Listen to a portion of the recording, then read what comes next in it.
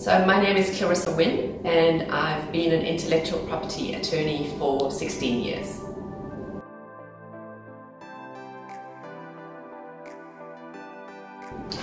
So the main trends in the food sector, very exciting stuff happening.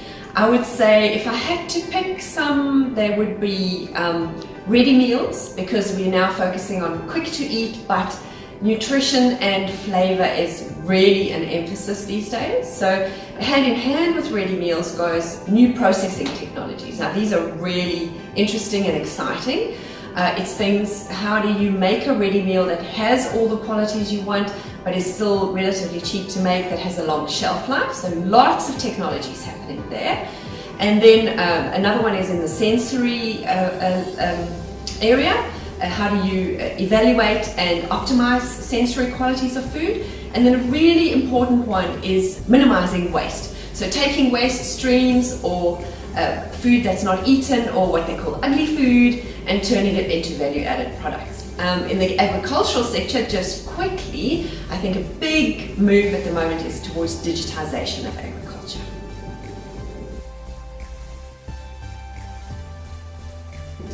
So from an IP perspective, some common mistakes that we see with startups and companies just starting out, there's a couple. The first one is freedom to operate, so understanding the landscape that you're working in and working with that and around it.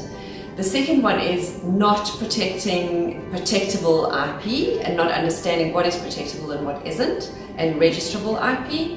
And the third one is real caution with collaborations and interactions with third parties. So we see there's a lot of uncertainty around that and nothing is really formalized there.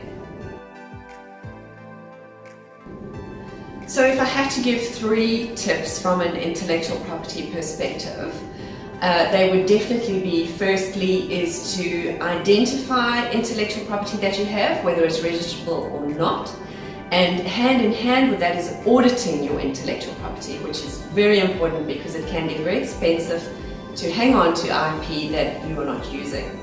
The second one, this is also related to the mistakes that I chatted about earlier, is doing a thorough FTO before you start a new venture or before you scale up a venture.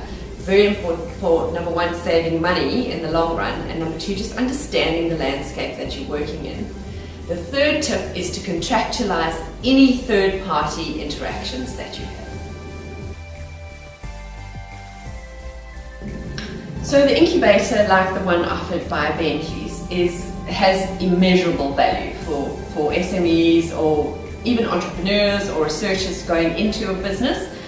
A lot of these companies and businesses don't know what they should know and don't know what they don't know. Now, it sounds like an obvious statement, but something like the incubator gets everybody together, tells people the things they should be considering, is a wonderfully inclusive, constructive, collegiate way to talk about what has to be considered, what has to be done to successfully go forward.